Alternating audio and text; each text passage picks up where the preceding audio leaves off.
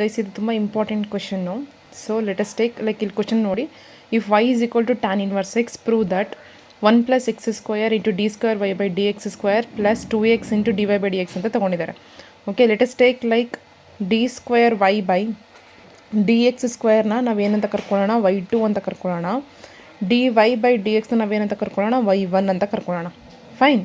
So first of all ಕೊಟ್ಟಿರ್ತಕ್ಕಂಥ y is equal to tan inverse ಎಕ್ಸ್ಗೆ differentiation with respect to x ಮಾಡೋಣ. ಓಕೆನಾ?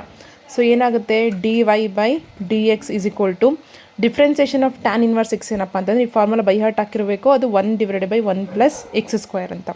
Okay, so ಏನೇ how D Y by D X ಅಂದರೆ ಏನಂತ ತೊಗೊಂಡಿದ್ದೀನಿ, y1 ಅಂತ ಕರ್ಕೊಂಡಿದ್ದೀನಿ ಅಲ್ವಾ.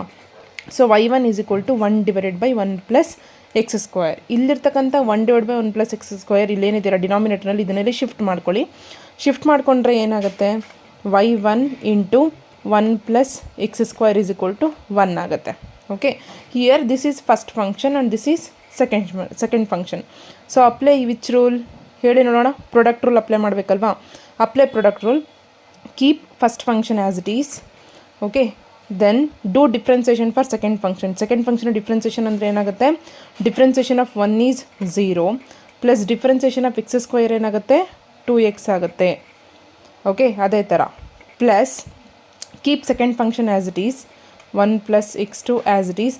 Do differentiation for first function ಇಲ್ಲಿ y1 ಇದೆ ಅಂತಂದರೆ ಇನ್ನೊಮ್ಮೆ ಡಿಫ್ರೆನ್ಸಿಯೇಷನ್ ಮಾಡಿದ್ರೆ y1 ಇದ್ದಿದ್ದು ಏನಾಗುತ್ತೆ, y2 ಆಗುತ್ತೆ. Okay, is equal to differentiation of 1 ಏನಪ್ಪ, 1 ಇಸ್ ಎ ಕಾನ್ಸ್ಟೆಂಟ್ ನಂಬರ್, ಏನಾಗ್ಬಿಡುತ್ತೆ, 0 ಆಗಿಬಿಡುತ್ತೆ. ಫೈನ್. ಸೊ ಇದನ್ನು ನೀಟಾಗಿ ಫಾರ್ಮೆಟಲ್ಲಿ ಬರೀರಿ. 1 ಪ್ಲಸ್ ಎಕ್ಸ್ ಸ್ಕ್ವೇರ್ ನಾನು ಫಸ್ಟ್ ಬರಿತೀನಿ into y2 plus 0 plus 2x is nothing but 2x into y1 is what, 2x, y1 is equal to 0. Okay, anyhow y2 is nothing but d square y by dx square, ಹಾಗೆ y1 is nothing but dy by dx. Okay, ಅದೇ ಥರ ಫಾರ್ಮೆಟಲ್ಲಿ ಬರೆಯೋಣ. 1 plus x square into y2 is nothing but what, d square y by dx square plus 2x, y1 is nothing but what, dy by dx. So dy by dx, okay, is equal to what, 0. Hence we proved. ಇದನ್ನು ನೀಟಾಗಿ ಮಾಡಿ.